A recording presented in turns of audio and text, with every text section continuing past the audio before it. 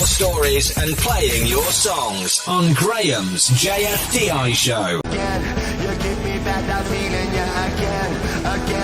You give me that feeling, yeah, again.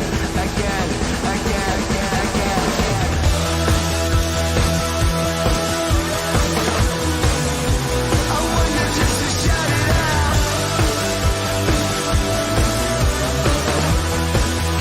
And give it up, we give it out.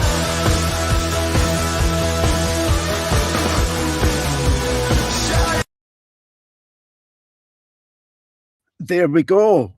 That's Tom Meehan, by the way, for anybody interested. The song's Shout It Out. This is the JFDI podcast. It's 8 o'clock on Thursday night, and I am going to introduce you to a very a friend of mine who I thought about the best way to introduce him.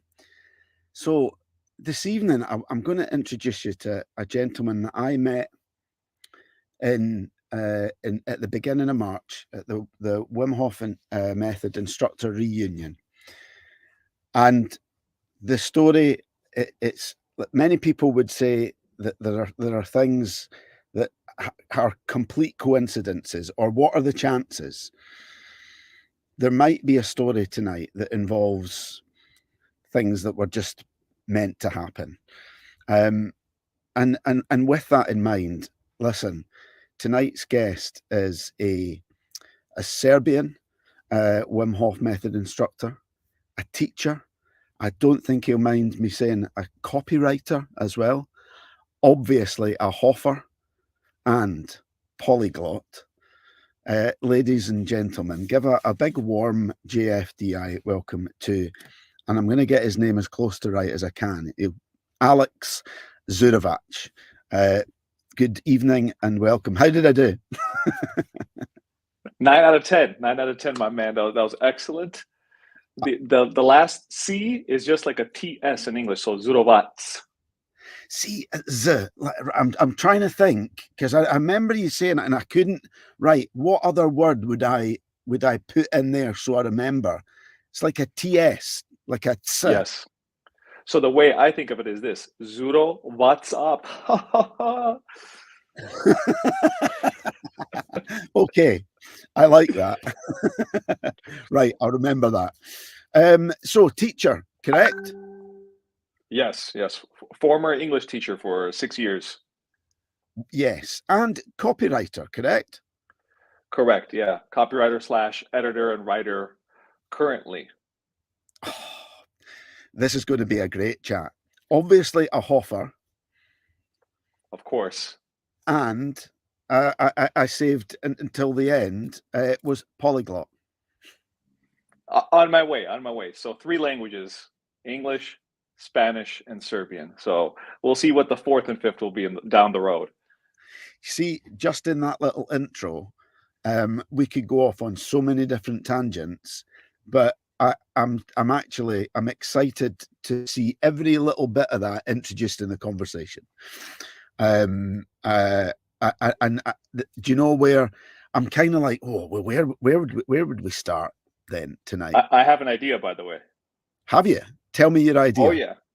Okay. So you always introduce somebody else, but I want to introduce you.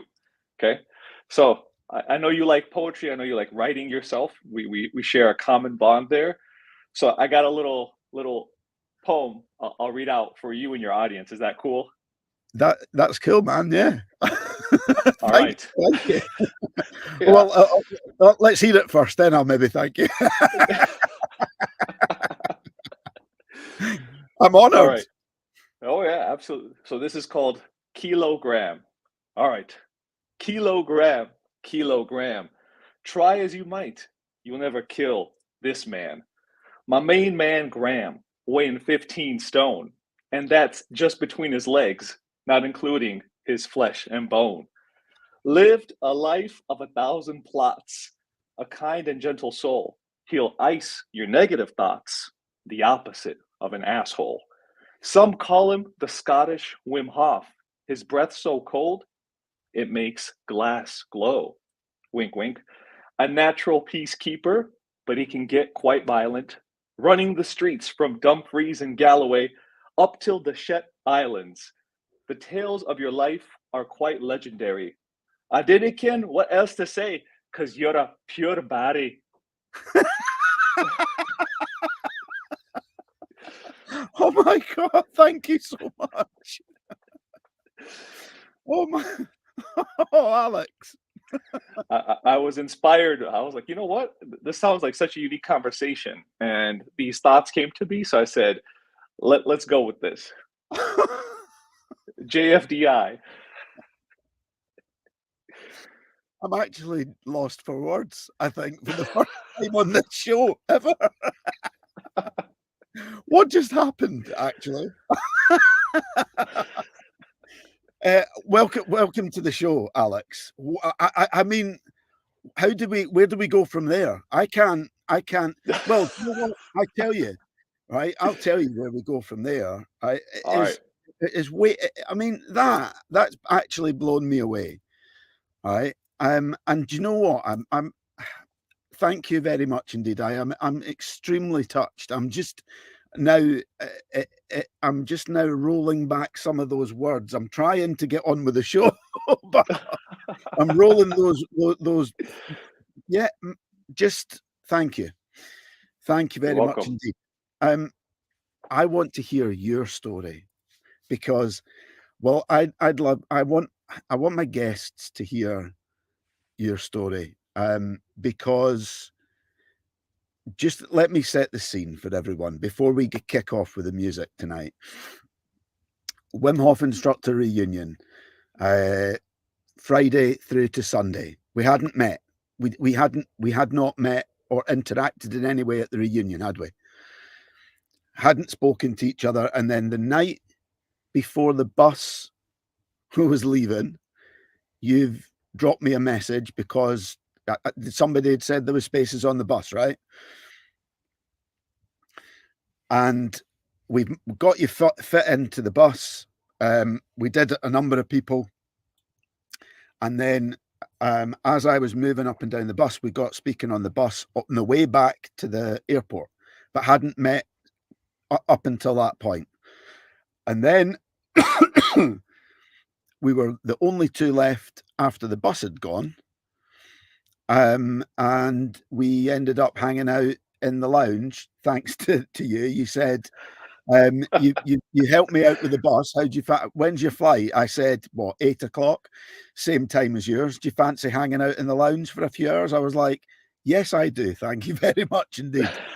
And we had goulash, we had a few drinks, and we chatted.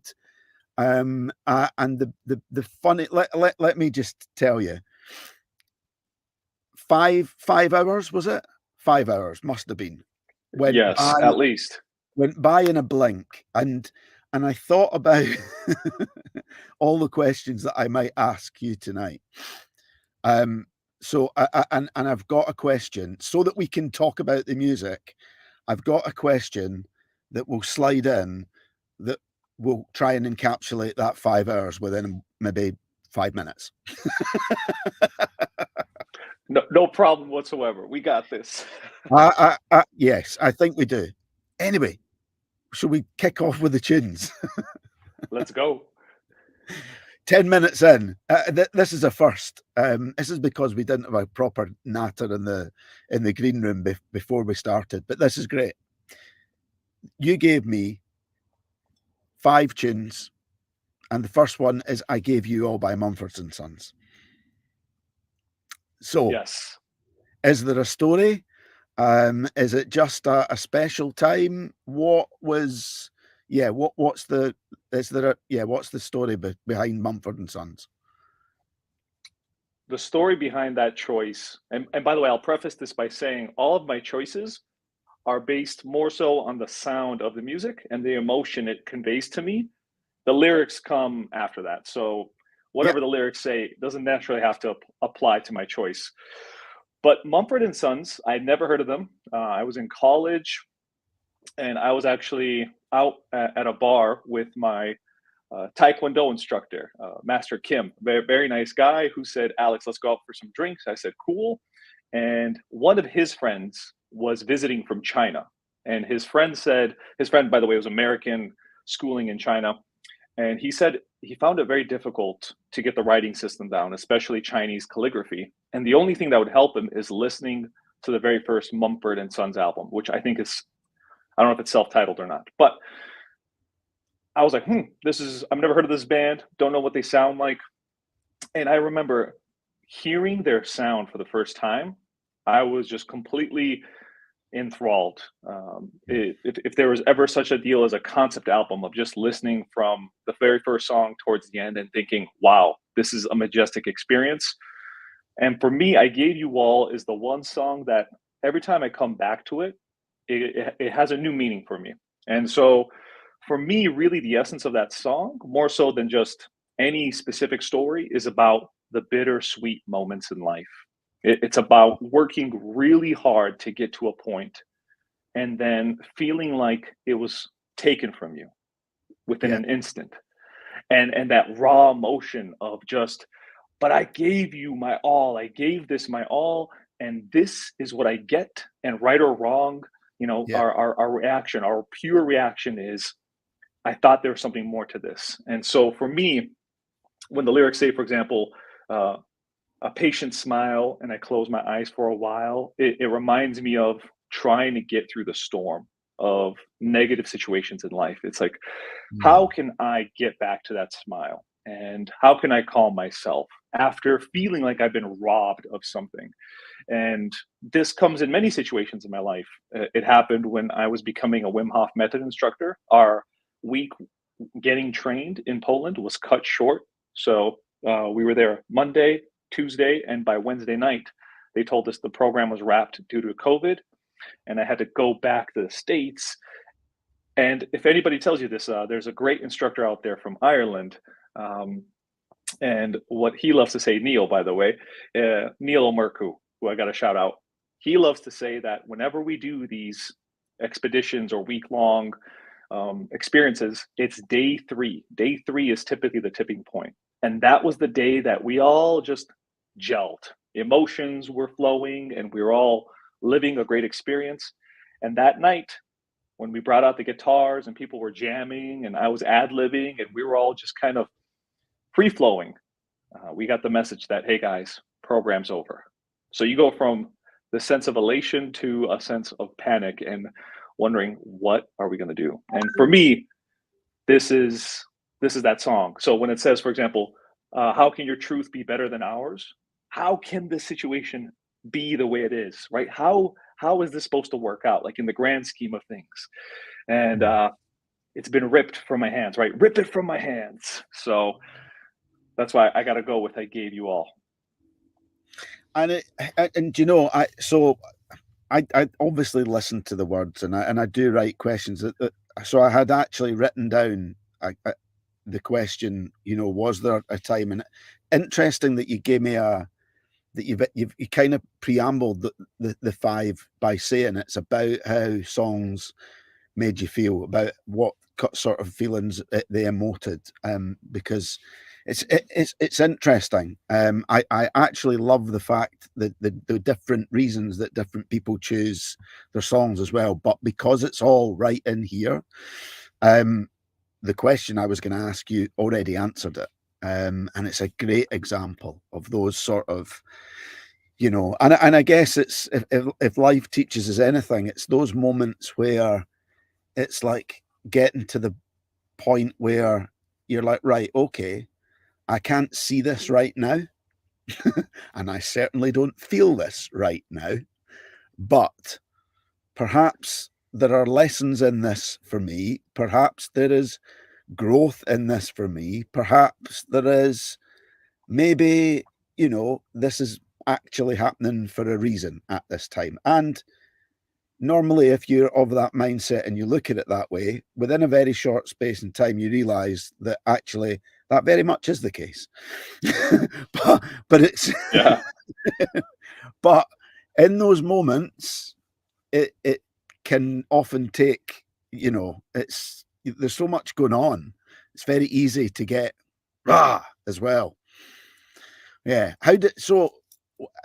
how did then how did then that all transpire? So how long did you have to wait until you actually got to go back out?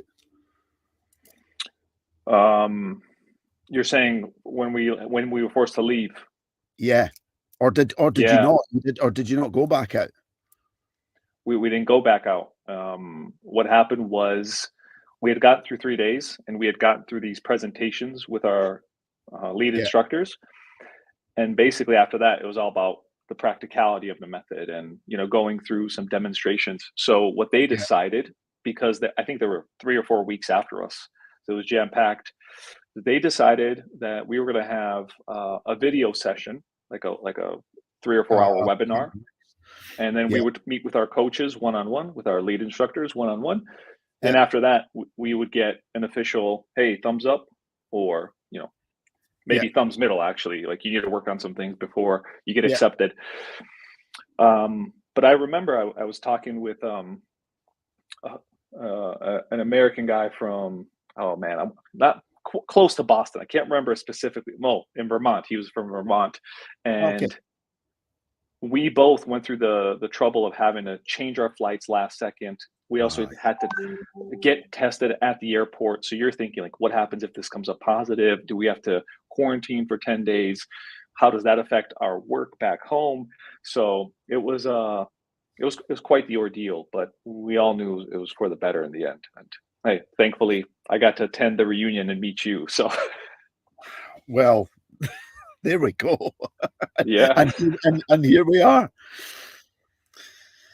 Yes, it's funny, but I know exactly. The story is it's life, right? It's yep. life. I'm thinking, talking of challenges, before we move on to the next song, what would you say? In fact, let me ask you this first, because let's take you right back to the start.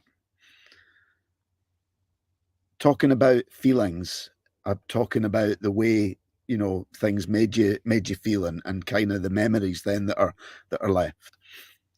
Think back to 8-year-old Aleks. 8-year-old Aleks. So listen, who did you want to be? Because at 8 years old, we all want to be someone.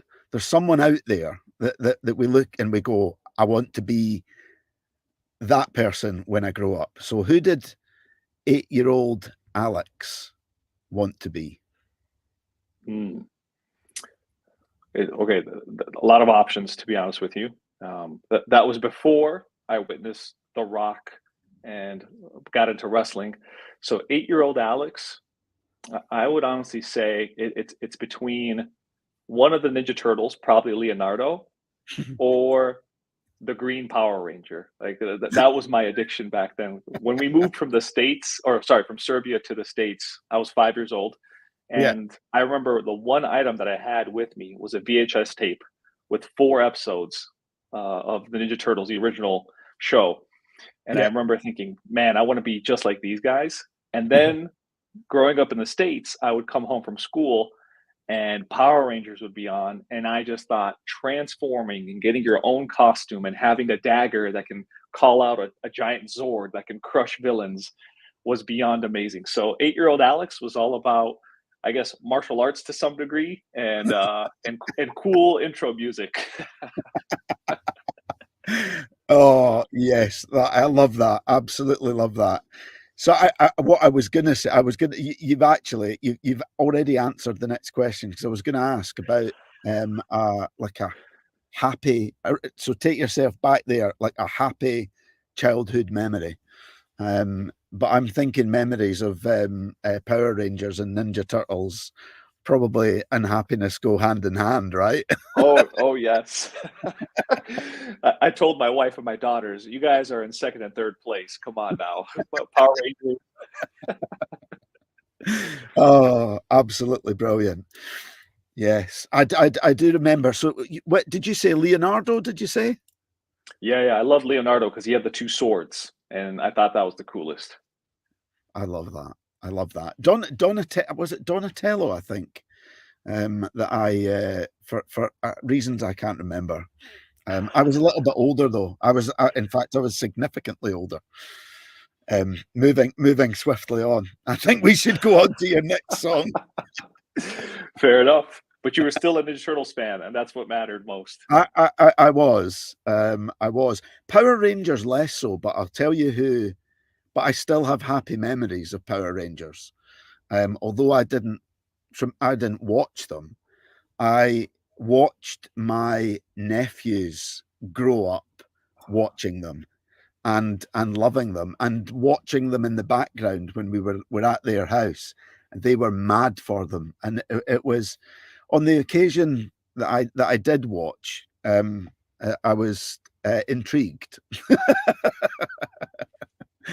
Yeah. I think I was intrigued by one or two of them more than I was the others, but that's about all I remember. Moving swiftly along to tune number 2. I'm sure the mood's going to change. The next song is Aerials by System of a Down. Yes. That's certainly a mood shift from the Ninja Turtles and the Power Rangers, right? Absolutely. So I had to put System of a Down on here somewhere, regardless of what song it would be. And they're my favorite band, probably the most influential band in my teenage years, because that's when I discovered them. I didn't actually discover them with Chop Suey or their 2001 album Toxicity. I had heard those songs, never paid much attention to them. And it was in 2005, I think Mesmerize came out. And that's the album that had like BYOB and a little bit of a different sound to it. And my buddy got an illegal version of it. He found some rip online. He goes, "Hey, check this out." He loved Rammstein, System of a Down, Tool, those type of songs. So I was like, okay, I'll listen to this album. And I remember thinking it lulled me in with this very soft intro called Soldier Side. And then it hits you in the face with BYOB, Cigaro, Revenga, all these cool songs. And that's when I dove into System of a Down. So I thought, okay, what song of theirs could I use for this example? And for me, Aerials is twofold. I think one, if you play any instruments, and I've played very limited guitar in my life, maybe like 6 or 7 chords that I got down, but I learned the majority of aerials. Like I could play a very rough version of it. It's just a simple arpeggio. And then for the chorus, you have some power chords. And it's literally holding down like 3, 2, 0 on tabs. And I'm just like, dun, dun, dun. But simplicity is often very powerful. And that's a message you can take across all of life. So musically, I think System is not a very complex band, if you will, but the instrumentation there just hits. And if there's that one System song that captures their essence, I think it's the soft verses and the heavy choruses, and then the whatever the hell is in between. So yeah, and I will also say this: the lyrics, for me, capture the ridiculousness of life. And the reason why I was so in tune with System is they never took themselves seriously. They would have very sarcastic, kind of just off-kilter lyrics where you're like, how is a metal band supposed to be saying this? So, part of the lyrics, they go, "You always want to go, but you never want to stay." Or "You always want to play, but you never want to lose. Always want to choose, want to play, but you never want to lose." And you're like, this is, I know people like this. And life, we can be like this, right? We want to do something, but we want it our way. And I dug around to see what the band meant by the lyrics, but a lot of them are very sneaky lyricists where they say, we want our fans to have their own interpretations of our songs. So that song, they actually admitted it's about nothing. They just wrote lyrics to a track and put it out there. And for me, that's what life is all about sometimes. It's just going with the flow. Yeah, I love that. And I love what you said in there about lessons that can be learned in terms of simplicity in life. Can you tell us about a time in your life when that has been true, or you've gained some big insights from? I would say something that's echoed throughout my life is taking the time to listen to yourself. And it sounds obvious and it sounds almost silly, but listening to your actual feelings and thoughts about something before you make a decision. It can often be difficult because, if you listen to Tony Robbins and all these gurus, the self-help people, they say like your life is a collection of your decisions up to that point. And the only thing you have power over is your attitude and your choices. And so for me, I'll say this. My wife once asked me, she goes, how do you know we're meant for each other? And, I'm thinking like, okay, I need a Hallmark card here, something to woo her over and, really encapsulate our relationship. But really, all I said was my honest feelings. And I said, when it's good, it's great. And when it's bad, it's not so bad. And I think that simple sentence right there, I don't need to say much more about our relationship. I love that as well. I would, I would, I would actually. Those words very much resonate with what I would say to my good lady as well. I'm not sure she would say the same back.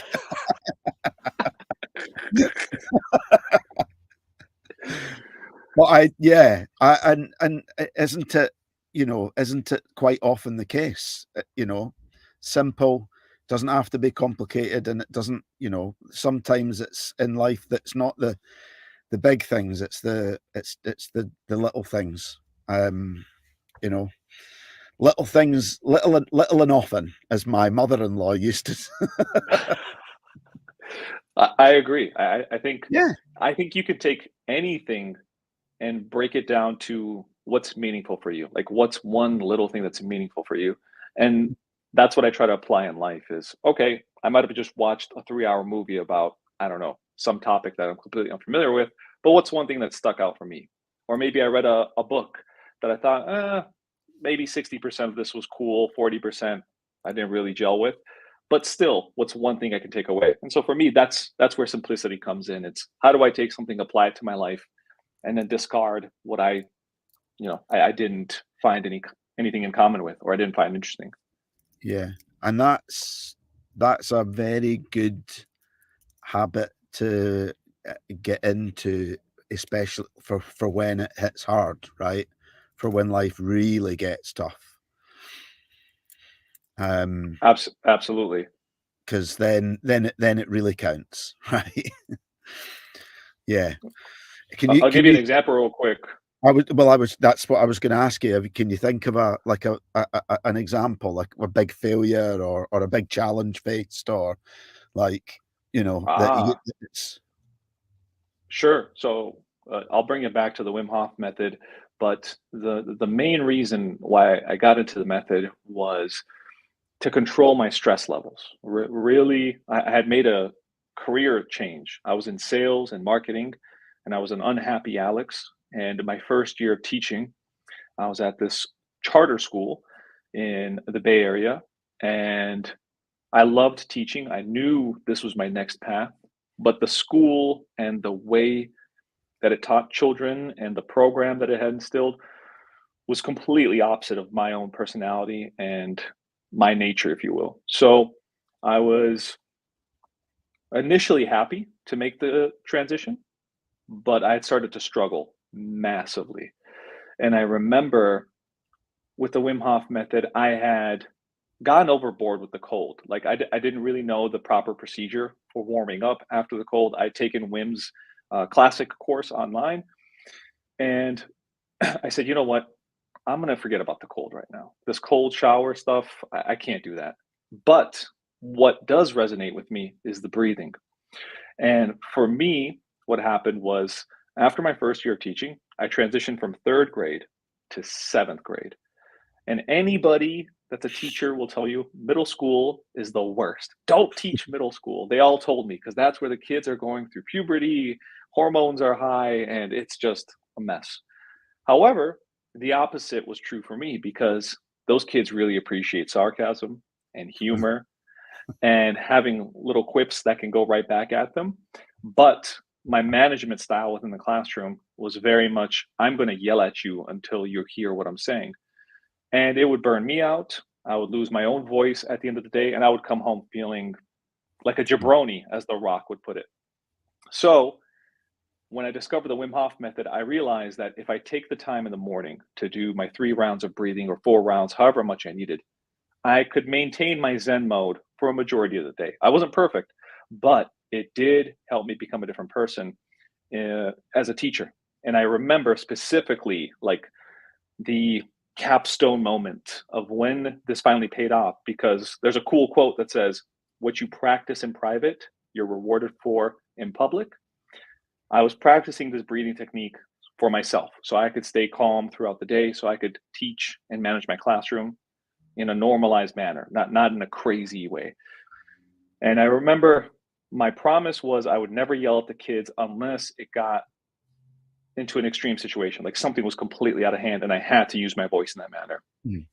And this one specific year, I get an email from a student after our year had finished together. She emails me and says, Mr. Z, all of them called me Mr. Z because no one wanted to butcher Zurovac or Zurovac or whatever it is. So she says to me, Mr. Z, thank you for the amazing year. Just wanted to let you know, I have never had a positive male figure in my life, and my parents had always resorted to yelling at me. So the fact that you never once raised your voice at our class and you were always so accepting and used humor as a release was completely different. And I appreciate you so much for it. And right now I'm getting goosebumps, but that email shed many a tear in Mr. Z's eyes, if you will, or on my face. And it showed me that, hey, listen, even if it's just one person, it can make a difference. Yes, one person. Yeah, one person. That's all it takes. And that makes it all worthwhile, right? Absolutely. Yeah. So what the breath, and you go by the name of Balkan Breath on Instagram, don't you? Yeah. What in addition to the sort of like the Zen mode that it brings you, what during the time that you've become an instructor, what's the most fascinating thing that you've learned about the breath that you didn't know before you started? I would say we're going to bring it back to simplicity. A simple, long exhale repeatedly for, 3 or 4, let's say, cycles, or even just a minute to keep it even simpler, makes a drastic difference. It's not like it changes your day overnight, but what it does is it reduces your stress, or it reduces that heightened sense of emotion you're in by, let's say, 5%. And maybe that 5% doesn't sound like much, but in that moment, it's just enough for you to not go out of control. And I would also say this, my favorite moment as a Wim Hof instructor during our workshops, my favorite moment is the moment when the music goes off and I say, you can get up slowly, look around the room, and you see the switch in people's eyes and their faces just from doing the breath work. Yeah. And I absolutely love it. That's my favorite part by far, is you see the tension's gone. People are just somehow open, and it shows you the power of simply fully in, fully out. Yeah, it's one of the. So I'll tell you just I know it's your show tonight, but I'm really excited for tomorrow because a number of us are headed off to Skye, to take part in Heal Scotland, with Lilia and the team. We were in Tarbert 2 weeks ago. for the second for the second annual festival in Tarbert, and we did like a big breathe at the end of it. But one of the takeaways from it was, for Sky, they want us to do the big kind of a big breathe at the start for exactly that reason, because we spoke about it afterwards. Was that, do you know what? Why connect everyone and bring everyone together through like a connected energy and the, like, you know, utilization of the breath, that energy that fills the room, and that sort of like, you know, that calm zen just you know, vibration that surrounds the room, the connection that brings, the warmth, the love that kind of transcends. It's like, well, why wait until the end when you can bring that connection, that sharing, that just readiness? Why would you have it at the end when you can have it right at the start? Yes, completely agree. You know, so I think that's what we're going to do. It's all part of the no plan. JFDI, more power to you. JFDI, indeed. Shall we do tune number 3? Because this is the tune, please, for me, that right nestled right in the middle of the set. I was like, and I was getting my. So you've gone for "Ain't Nobody" by Shaka Khan. Yes. Khan. How does this make you feel then? Oh man, this is that song that comes on, and it takes my day from an 8 to a great. You know, it takes my day from a 2 to a 10, and it gives me this electrifying feeling. When I was making the transition from sales into education, we actually got a question. I remember our lead teacher pulled us aside, and she asked us, she gave us a little note card, and you know, we put our names and a few interesting facts about us, because that's the easiest way to remember someone, is you associate something crazy or wild or unexpected with them. And one of the questions was, what is your pump up song? And, you know, so many people put like Enter Sandman or the Rocky theme. And I come up and I'm just like, Shaka Khan, Ain't Nobody. And she's like, what? They all bursted out laughing. But it was true. I was using that song to pump up myself, because if you read the lyrics, it's about a relationship, right? Like, nobody else makes me feel this way. For me, it's my relationship to life.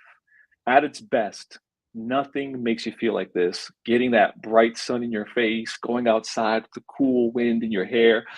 It's just, when life is great, there's nobody that loves you better. And I think it's you can call it the universe, you can call it whatever you want, but to capture that feeling of just like that. And I mean, the song itself, it's got the amazing, like little, there's like a background electric guitar, you got the synth as the main harmony, and then the drums, and you're like, it all comes together just like life does to fill you with that goodness. So for me, that's what's up with Shaka Khan.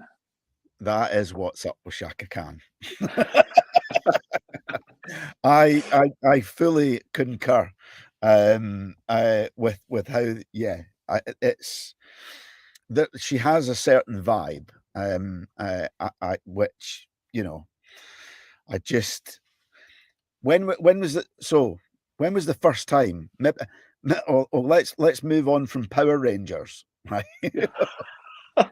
Well, when was the next time after that you had that Shaka Khan feeling, or yeah? Good question. Oh man, I think it's hard to pick a specific moment, but I'll go with a more general time frame, and I would say that was past the age of 8 is when I started to make some lifelong friends, and I grew up in a part of Minnesota where it was all immigrants at the time, and I remember my friends were coming from Ethiopia, from Thailand, another random Serb, and just everywhere, India, Russia, etc. And in our community, there Yeah. was a little bit of everybody from pockets of the world. And then for whatever reason, there was a large group of people from Somalia. So when we would play football or soccer, it was always Somalia versus the world in our neighborhood. And those were just the moments of just pure bliss because you weren't thinking about race, you weren't thinking about socioeconomics, you were just thinking about having fun with your friends and sharing that feeling. I remember we would play basketball. We didn't have any basketball courts around us, so we took milk crates and we hammered out the bottoms of them and we nailed them to two trees that were not parallel. They were just two trees that happened to be in our yard, and we would play on the dirt because we all just made fun out of nothing. So I would say that from 8, 9 year old Alex to about honestly 15, 16 year old Alex, having Yeah. that circle or that core group of friends that made you feel like whatever happens in life, I can always turn to them, and I will feel like ain't nobody make me feel this way. I love that. And I'm going to completely spoil the party now because I'm going to ask you to fill in the gap between 8 and 9 year old Alex and that moment of Somalia versus the world. What? Because and here, even if I didn't know your story, I like to Yeah. think I'm observant on this podcast, and so I picked up in what you were saying about a Serbian kid living in in an area surrounded with like people from all over the world, but predominantly Somalia. And that was in Minnesota, right? Yes. But this was a Serbian boy living in Minnesota. So I know that you were an 8-year-old Serbian boy in what year? This would so I was born in '89. So what are we looking at there? So we're looking at 8 years, so '97. So 97. So what? Yeah. Yeah, tell us about what happened from 97 through to Somalia versus the world. I mean, You can keep it as brief as you like, or to be honest with you, it was a lot of watching sports with the homies. So the Chicago Bulls and the Michael Jordan era, even though we're on the latter half of that. yeah, But again, I would say it's just going outside and making friends and having lots of fun. I remember so '98 was when wrestling broke into my life, professional wrestling, and we would imitate these guys for hours on end. So we would dress up, go into like the lobby of the building that we lived in, and we would have a boom box and we would record the intro music for the wrestlers. And I remember, we would do our best to imitate their entrances and even cut promos, right? In the wrestling business, they're called promos when they come out and they speak on the microphone to hype up a match. And then we would get into our matches where we just throw each other around. But the thing was, and the great thing was, the lobby had furniture. So we would use like, oh, the steel chair to Alex's back. And it would just be a couch cushion. But then there were also a lot of older folks that lived in that community. So anytime we heard them coming, we would quickly scramble and just run out of the area, wait till it was all clear, come back and act as if nothing had happened, like nothing had paused us. So I think just that general sense of community and having fun and the sense of creativity, because that's something that I rely on a lot in my life is my sense of creativity. I think a lot of that was instilled from '97 to Somalia versus the world, Alex. yeah, yeah, unbelievable. So I'm thinking, here's a question for you. We talked a lot about emotions already. You've given me some great examples and some great stories. I've got 4 here. What makes you laugh? What makes you cry? What makes you irate? And what makes you tired? Okay. What makes me laugh? I will go with the most recent thing that I remember watching, Conan O'Brien. I loved watching that guy, his late night show. And I just saw he has a show where he travels. I think it's Conan O'Brien Must Go. So he travels to like Norway and Argentina. Love that guy. I love his self-deprecating humor. So I would say self-deprecating humor makes me laugh pretty much all the time. Yeah. And then cry. Oddly enough, I am a crier openly. So I'll give you two quick answers to that. So number one, the scene that set me up for crying my whole life, Mufasa's death in The Lion King. Always, no matter what, because that was the very first movie I saw when we came to America. And so that scene forever has been, ingrained in my DNA as, oh no, like when he's tugging on his ear, he's like, Dad, let's go home. I'm like, he ain't going home, boy. Ain't nobody wouldn't have saved that scene. And then part two to that answer is other people. Seeing other people cry automatically gets me. So it's just, I can't control it, right? Some people, they're stone-faced and nothing gets to them. For me, as soon as I see someone else cry, it's like an automatic reaction. I cannot control it. So. Right. Okay. Irate. Oh, driving, traffic, hate it. You want to see an Aleks where the breath work doesn't mean anything? Put me behind the wheel in bumper to bumper traffic. Absolutely hate it. And what makes you tired? What makes me tired? Oh man. I mean, specifically,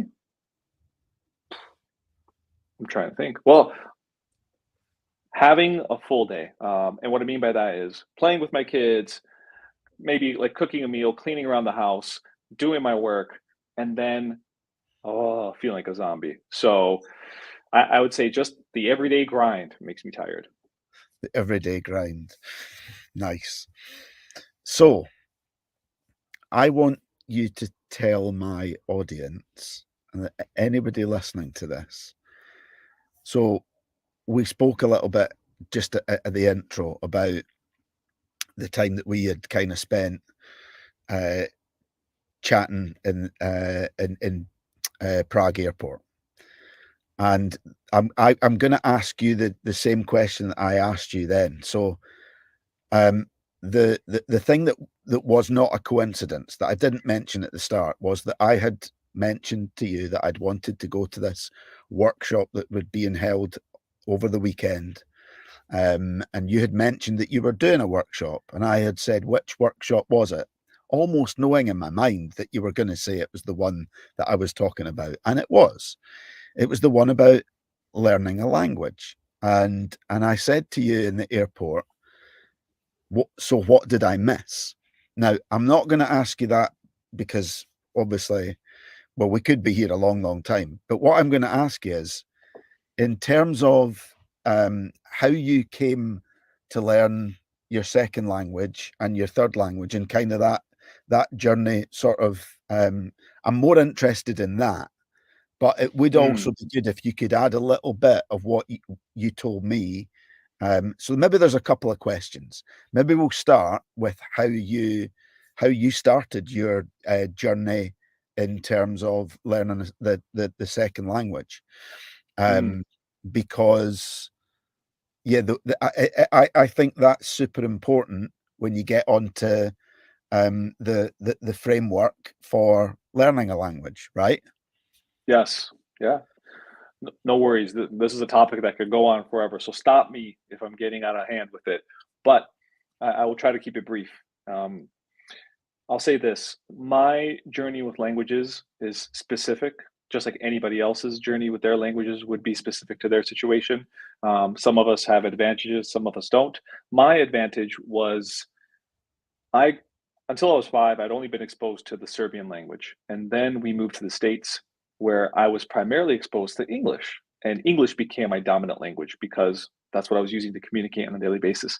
However, many people who have come from overseas, grown up in the States, have either forgotten their language or potentially don't have the ability to speak it, to express themselves in it. Maybe they understand a lot of it, but they have lost that capability.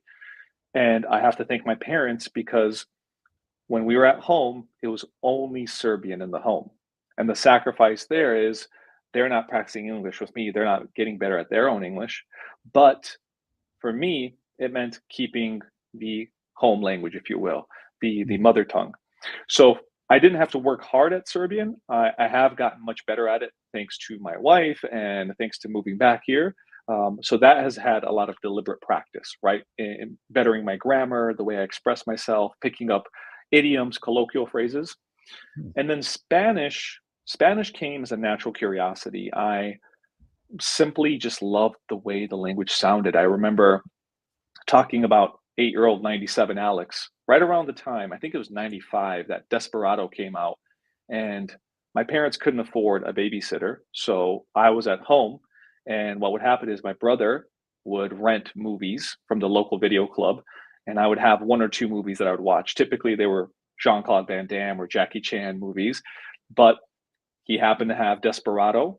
And I remember watching it. I know, rated R as an 8-year-old, but it is what it is.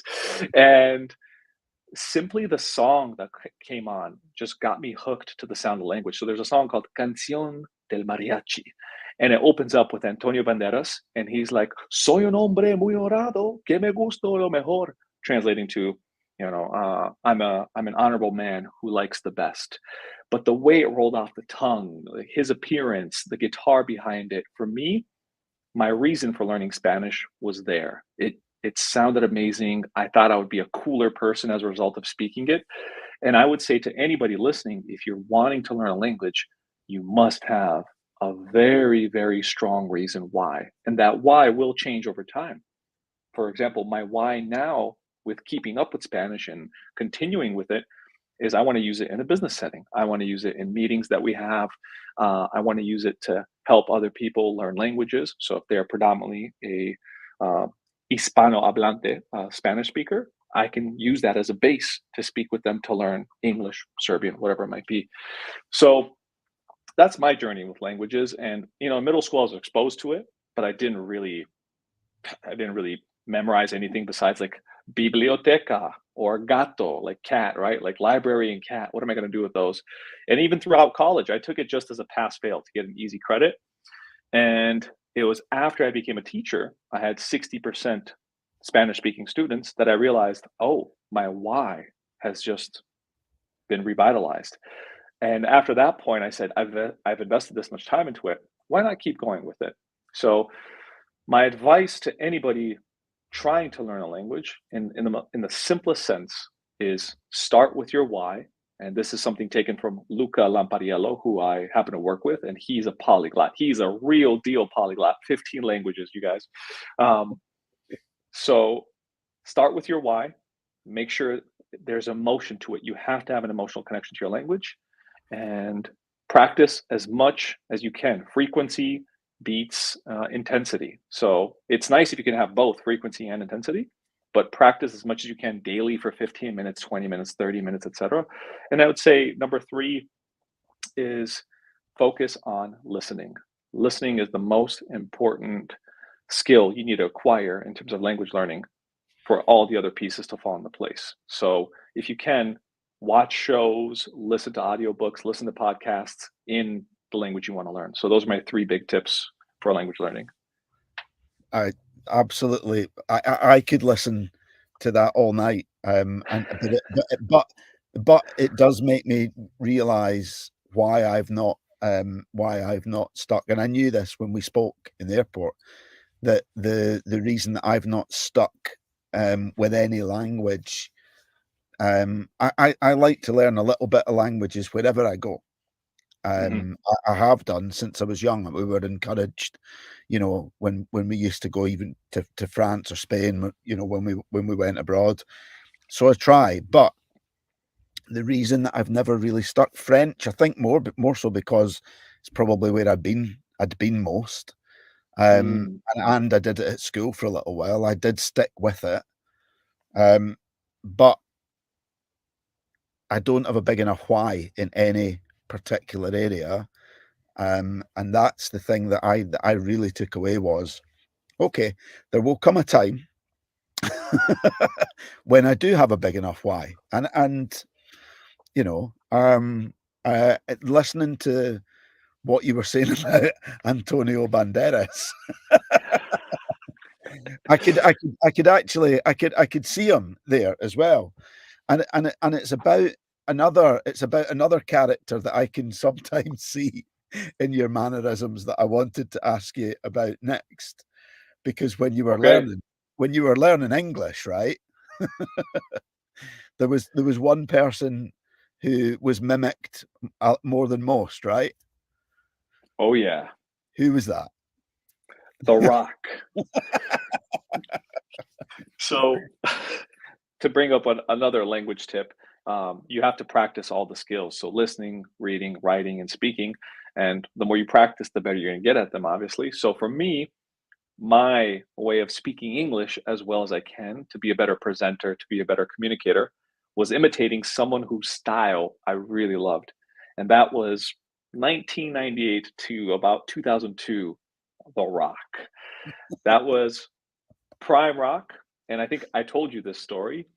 When my parents weren't home, nobody was home, I would jump up off the sofa and I would imitate what he was saying. So, he'd say like, "It doesn't matter." And I do the mannerism, "It doesn't matter." And his most famous catchphrase is obviously, "If you smell what the rock is cooking." But he did it with style, just like everything he did. So he would go, "If you smell," pause, "what the rock," turn his head, and then cock his eyebrow, "is cooking." Right? So I'm sit there, I jump off the sofa, and I'm like, "If you smell," at the top. I mean, at the top of my voice.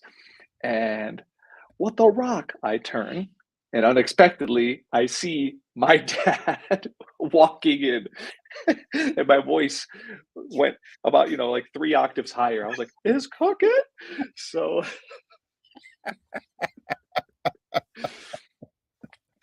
embarrassing Oh, moment, but, oh, um, it's uh, worth it. Find someone who speaks the way you like and imitate them.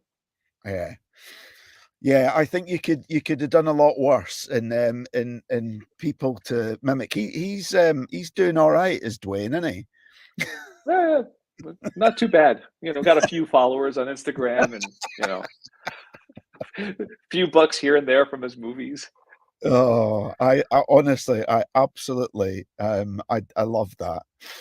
Um, yes. Okay, what's your well, let's keep it. What is I've got a list of questions here at the end, right, relating Okay. to something there, but one question on the rock just now, because I know that you followed his career as well. What one fight of his could you watch over and over and over? Mm. I think for me, it's WrestleMania 17 against Stone Cold Steve Austin. And this is because this is just the peak, what's known as the Attitude Era. That was for me the peak of wrestling because the match was back and forth and there was a big twist. I don't want to give anybody a 23-year-old spoiler, but there's a big twist at the end. And I remember having some sense of wrestling is fake, but to what degree?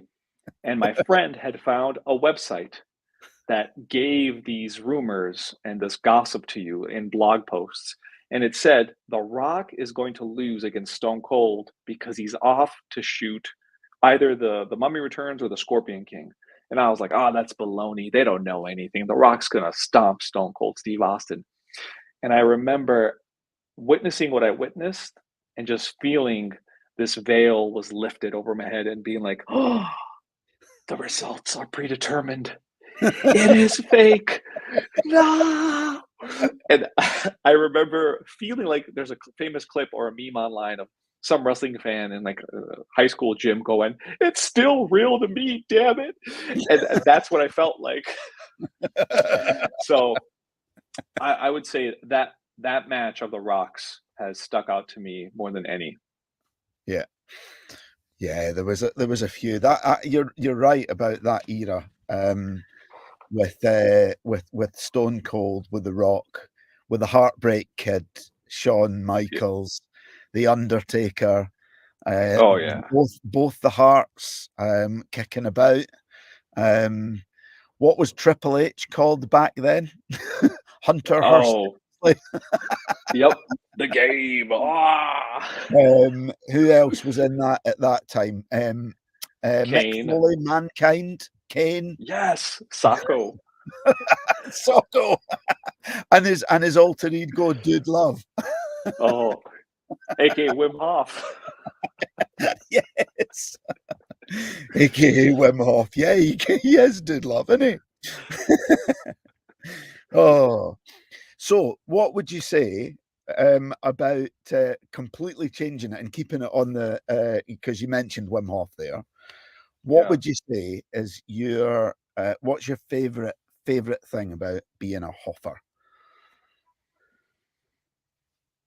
By far and away, it is opening up to and connecting with people more honestly than in any other situation.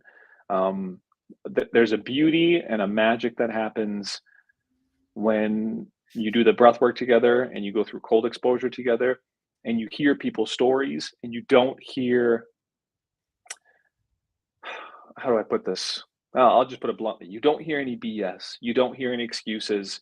You don't hear anybody trying to sugarcoat it. It is just their story. It is the raw truth of what happened to them and how they're dealing with it.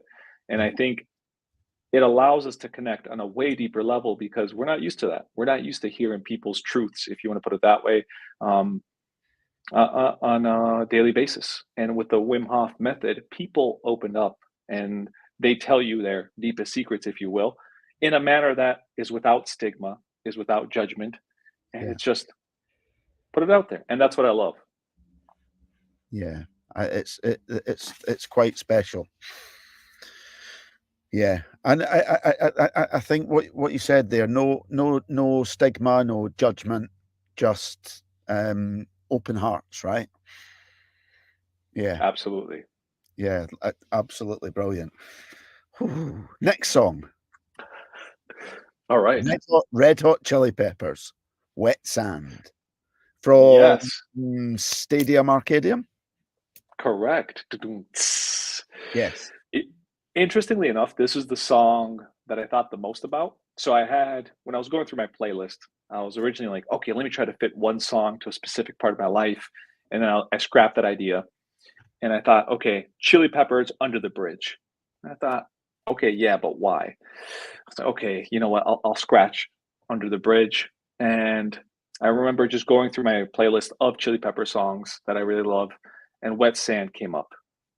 And for me, Wet Sand, the lyrics don't mean much, to be honest with you. I never took a deep dive into them. I've never bothered memorizing them, but I do know my favorite part of the song is one of my favorite sounds sonically, if you will. Um, and for me, the essence of the song is it's you know, I talked about the bittersweetness of I gave you all. Well, for me, Wet Sand is that nostalgic, easygoing slow burn. The slow burn that does pay off. That feeling of unexpected payoff, if you want to put it that way. And there's about 3 minutes of the song just being kind of lulling you into this na na na na na na na do do do do, and you're like, okay, cool, like some fancy rhymes, Kita style, where you're like, does this make any sense? I don't know, but it sounds cool to say. And then all of a sudden, that arpeggio circus like sound comes in with John Frusciante's beautiful guitar lick, where he's like, you don't foam in the wet sand. You don't foam at all. Whoa. And I was just like, oh my gosh, this hits. This hits. And like I said, I could listen to that instrumental and just blurt out anything and it would be majestic. So for me, it's this just pure bliss of enjoying life, but in a very controlled manner. Whereas Ain't Nobody is like that energy rush of like, yeah, this is more like cruising on a highway and reminiscing about the best times that you've had. Yeah, I love that. Life is a slow burn, that term you used in there. Yeah. And kinda it's that aspect, isn't it? We have 2 lives. The second one starts when we realize we have one. And that realization kind of when you kinda think, "Hey, it's okay to, you know, it's okay to engage, uh, a slower gear." There's Yeah. absolutely no need to fifth it, or sixth it, and to speed absolutely everywhere. It's absolutely okay to, to go at a moderate pace and be cool with that. There's times to speed up and there's times to slow down, but you've got to remember that, like, what goes up always comes down in all aspects. So, Hmm. and I think realizing that, it's like, yeah, very aptly put, Red Hot Chili Peppers. Very well put indeed. Have you any recent slow burns?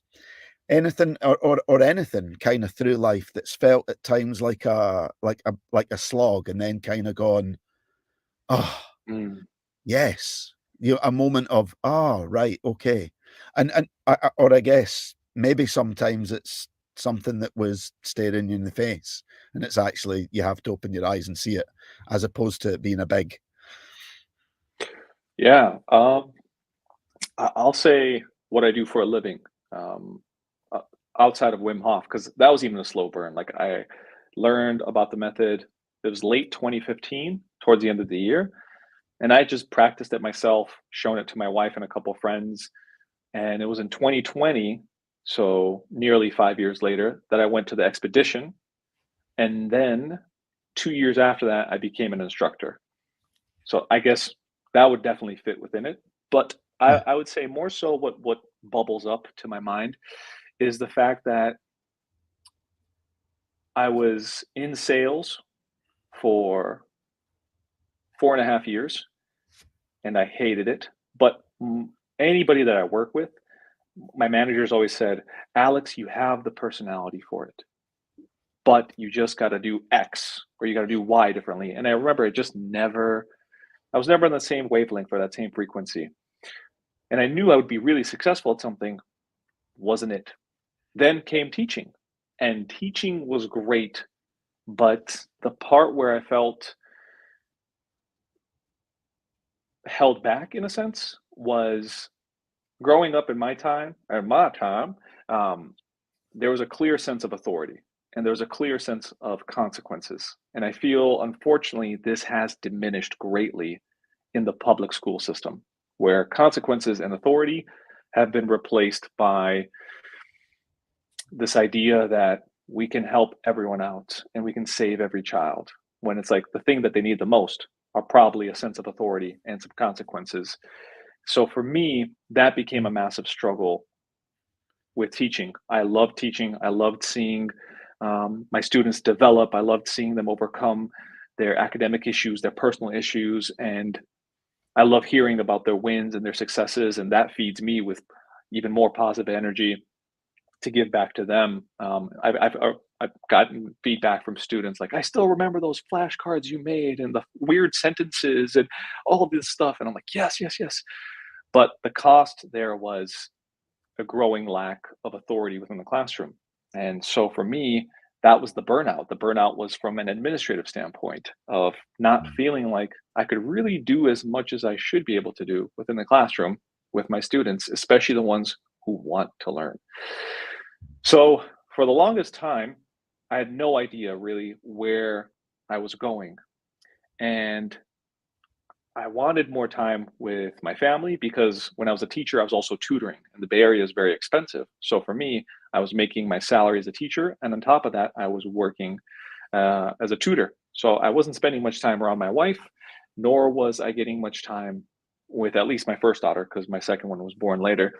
But when we moved to Serbia, I thought for sure this is going to be a painful move. I don't know what I'm going to do there, how it's all going to work out. But oftentimes, the thing that you fear the most if you face it, you get the best results from doing that.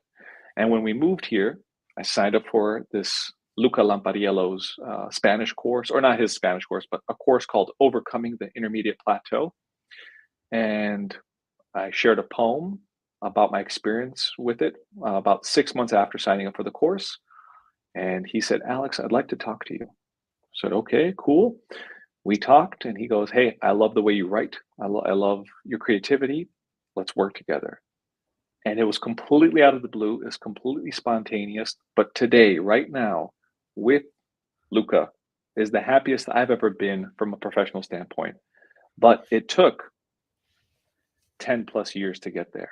And it took, naming your price, making very difficult decisions. And I like this quote I've heard before. I don't know who it's from, but easy choices, hard life, hard choices, easy life. So yeah, that's the slow burn that has definitely paid off. And it's been a year and a half now that we've just been crushing it together. And honestly, I've never been happier. I've never felt more excited to crack open a laptop, if you will, and just get to it. That is brilliant. So in that time, how did it just remind that I know this, but for my listeners, how that actually kind of panned out from that first chat that you had to what you're doing together now? So basically, he said, do you have any copywriting experience? Do you have any proofreading experience? I said, proofreading seventh graders' papers. Yeah, I got you right there. So he said, hey, listen, honestly, I don't need any credentials. What I would like to do is just see how we work together, and then we'll go from there.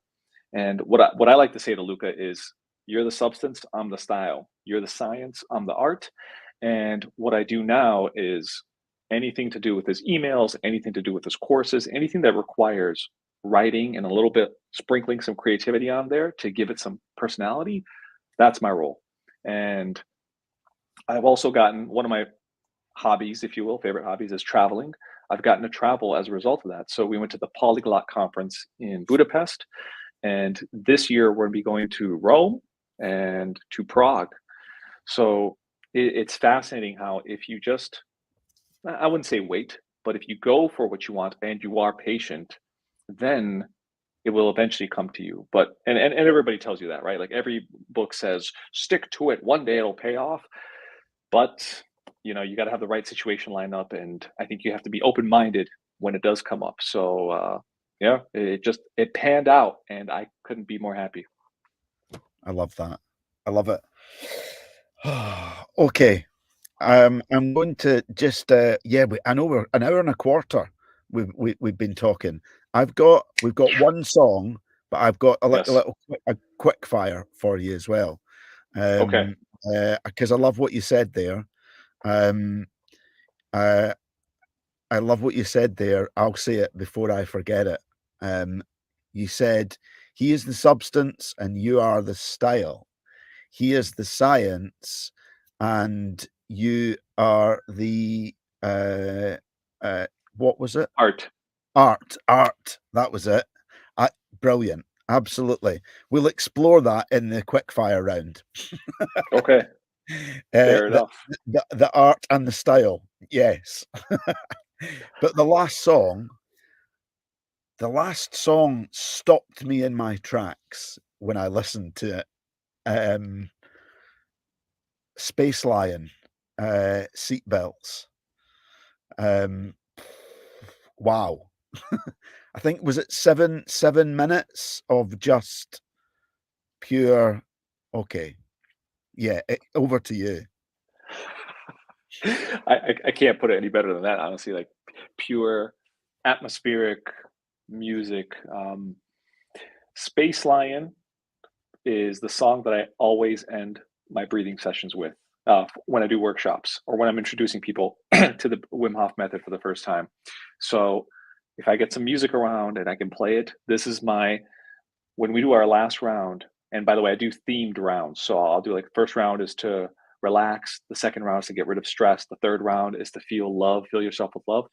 And then, then I'll ad lib from there, see how things are going. But Space Lion is the one where I say, not often do we have a moment to just sit in pure bliss and not think about anything, just follow our feeling. And when that song clicks, it's 7 minutes of people having epiphanies, people just listening to their bodies. And I always get positive feedback about it. Like, oh, what song is this? I even had one person recognize it, like, hey, you watch Cowboy Bebop? And I'm like, yes. So for me, Space Lion comes from my love for anime. I grew up watching a lot of anime. I still watch anime. And it's a song featured on this show called Cowboy Bebop. And the scene where it's used in, if I remember correctly, is where we think a main character has died and his spirit has moved on. But in reality, it's a new beginning for his arc within the story. And it's revisiting the past in order to move on into the future. And so Space Lion for me is also capturing the essence of Wim Hof, because you're unlocking past traumas in order to realize a better version of yourself, one that is stress free, one that is healthier, stronger, happier, etc. So it's just, I can't describe it in words, honestly. It's just You mentioned there about souls lost. If you could have a conversation with a soul that has passed on, who would it be? What would you ask them, and why?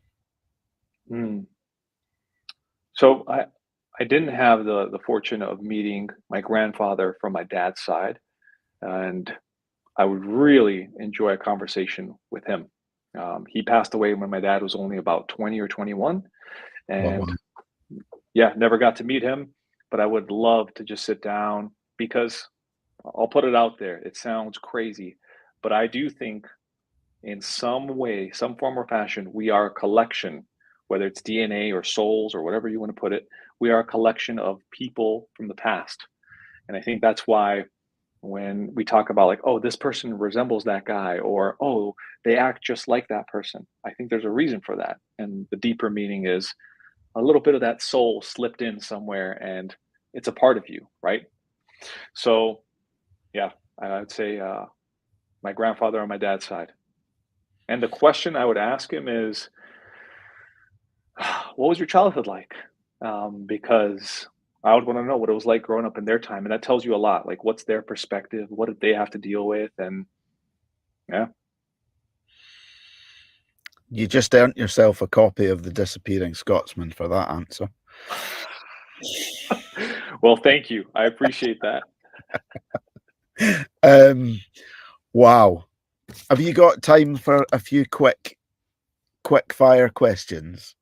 Let's go. JFDI. Yeah, man. What was the last good book you read? Last good book I read. It was Abroad in Japan by a Englishman named Chris Broad, who got famous for making YouTube videos while he was teaching English in Japan. And it's it's I think he's got 4 or 5 million subscribers. Very witty book, hilarious.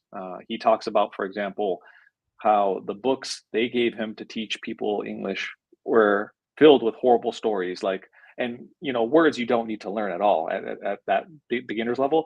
So they were reading a story about an elephant that stepped on a landmine and it had to get its leg amputated.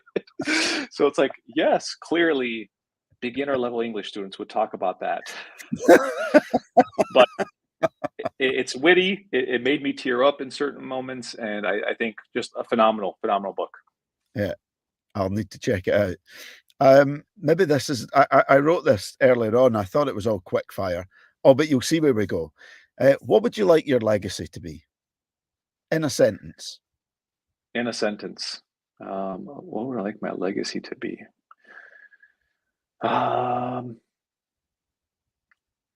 He made my day just a little bit better. Your favorite pizza topping? I'm going to get crucified for this. Pineapple.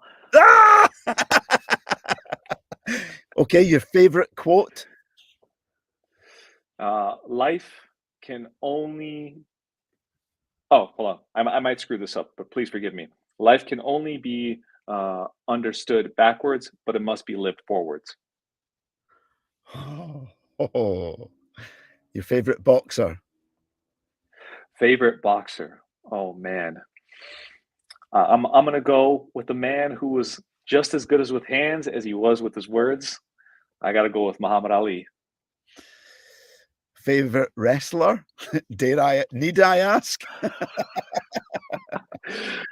Hands down, The Rock.